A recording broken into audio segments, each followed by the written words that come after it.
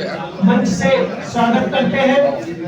हमारे जिले के महामंत्री आदरणीय श्री गुलाब सिंह राठौर जी हैं, हम उनका स्वागत और अभिनंदन करते हैं। हमारे सोने व्यास हमारे सभापुर से पार्षद श्रीमान और उनके उपाध्यक्ष है श्रीमान विजय सिंह जी हैं, उनका हम स्वागत करते हैं। हमारे जिले के कार्यालय प्रभारी और कार्यालय मंत्री अनंत गोपाल जी और जगत नारायण गुप्ता जी हैं, उनका भी स्वागत है। और अगर कोई जिला पदाधिकारी दाएं बाएं इधर है तो मैं उससे आग्रह करूंगा एक बार वो मंच पे आ जाएगा। आज इस पीसी में मैं सुबह दैनिक जागरण का राष्ट्रीय संस्करण पढ़ रहा था और जिस हिसाब से हम देखते हैं कि मीडिया जो रहती है वो यूनिफाइड होती है और मीडिया हमेशा डेमोक्रेसी का चौथा स्तंभ मानी गई है और लोकतंत्र में इसका बहुत बड़ा महत्व होता है। तो मैं आज का ही संस्करण लेके आया हूं जो निष्पक्षता से मीडिया छापती है। तो मैं दो चार चीजें उसमें से बताता हूँ क्योंकि इसमें किसी का कोई लेना देना नहीं होता है। विश्व में भारत की प्रतिष्ठा बढ़ी है। भारत ने G20 का नेतृत्व किया। प्रधानमंत्री श्री नरेंद्र मोदी के नेतृत्व में G20 का एजेंडा भी जारी हुआ। रूस, यूक्रेन और इजराइल हमास युद्ध में भारतीय नीति की प्रशंसा हुई है। शिक्षा नीति में प्राचीन ज्ञान परंपरा को विशेष महत्व मिला है। 2023 में भारत को नया एवं भव्य संसद भवन भी प्राप्त हुआ है। जनसंख्या वृद्धि जब होती है तो उसमें कई सारी चीजें आ जाती है जिसमें कि हमारी जो मूलभूत सुविधाएं हैं वो कम होने लगती है। तो उसके लिए भी काफी विस्तार से छापा है जो मोदी जी ने योजनाएं लाई है। इसके बाद भारत की अर्थव्यवस्था विश्व में सर्वोच्च स्थान की ओर अग्रसर है। तकनीक हो या अंतरराष्ट्रीय संबंध हो, अंतरिक्ष हो या समुद्र की गहराइयां हो, हम हर जगह उपलब्धियां हासिल कर चुके हैं और करते जा रहे हैं। ये सब हमारी उपलब्धताएं नहीं है।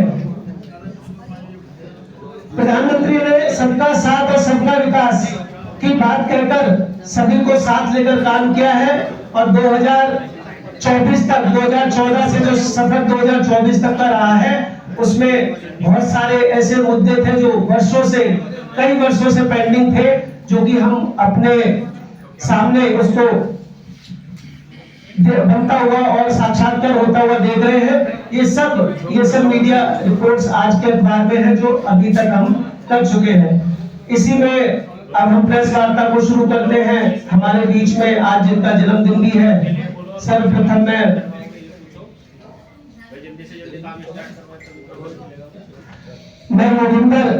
श्री योगेंद्र राजोड़ा जी से आग्रह करूंगा कि अपना जीवन परिचय के साथ इस वार्ता को शुरू करेंगे। श्रीमान योगेंद्र राजोड़ा जी। थोड़ी देर चुप रहो जरा सा। अरे साइड बीच से हट जाओ भाई। हम क्या देख रहे हैं फिर? ये बताओ। हटाई देंगे। इन्हें हटा देंगे। भैया आप देखने के लिए तो आप ऊपर को तो हटा देंगे सबको। हटाते तो आप देख जाए तो पत्रकार हट जाते हैं। नहीं मैं हटा देता हूं। भैया मैं हटने में लगा साइड में कह रहा हूं। पत्रकारों को होता है तो आगे से ऊपर है। एक बार पत्रकार वार्ता हो जाए फिर इसके बाद आप सभी कार्यकर्ताओं से चर्चा होगी। तब तक के लिए सभी लोग साथी रहें क्योंकि पत्रकार बंधु आए हैं, उनको आमंत्रित किया गया है तो उन्हें पहले अपना विषय पूरा कर लें, फिर इसके बाद हम सब लोग जन्मदिन का अवसर बनाएंगे और ऐसा भी होगा। धन्यवाद। मेरे जन्म दिवस पर आए सभी पत्रकार बंधु, मैं मान्यगण आपका इस पत्रकार वार्ता में अभिनंदन स्वागत है। मेरा जीवन परिचय इस तरीके से है। मैं 1984 में अपने गांव से चल करके दिल्ली आया और पूर्व में 5 बार विधायक रहे साहेब सिंह चौहान जी के गांव से ही मेरा परिचय होता है क्योंकि हमारा पैतृक गांव भद्रकाई है, जिला बुलंदशहर में। वहां से मेरे पिताजी की मासी जी ने उनको गोद ले लिया, हम पूजा चले गए। लेकिन इस परिवार से हमारा संबंध अटूट रहा है और रहता रहेगा और इस परिवार का बहुत बड़ा आशीर्वाद हमें शुरू से मिलता रहा है। आज इस कुर्सी पर जो मैं बैठा हूँ वो स्वर्गीय साहेब सिंह चौहान मेरे राजनीतिक गुरु, उन्हीं की देन है। और मित्रों, मैं आपका परिचय देना चाहता हूँ ठीक से। मैं जब यहाँ आया तो मैंने ITI की, सिलाई की। ITI करने के बाद मैं अपने यहाँ एक रामलीला का अध्यक्ष था और 42 साल से मैं उस रामलीला का चेयरमैन हूँ, जिसका नाम है बाल युवा मंच रामलीला कमेटी। मेरी तनख्वाह 3300 रुपए थी। मैं कमला नगर में कपड़े की दुकान पर अपने चाचा जी के यहाँ नौकरी करता था।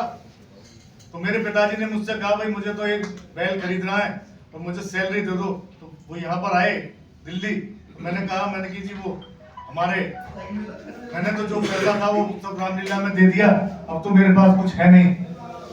तो उन्होंने कहा, अरे तुम जानते नहीं हो साहेब सिंह चौहान यहाँ से मेरे छोटे भाई विधायक हैं, आप तुरंत उनसे मिलिए। तो लमलेटा स्कूटर उस समय होता था, हमने 4-5 लमलेटा स्कूटर लिए और 4.5 बस्ते पर हम रहते थे। और यहाँ पर आगे चौहान साहब के साथ पास यमुना विहार आए, एक 800 कार होती थी 1 नंबर।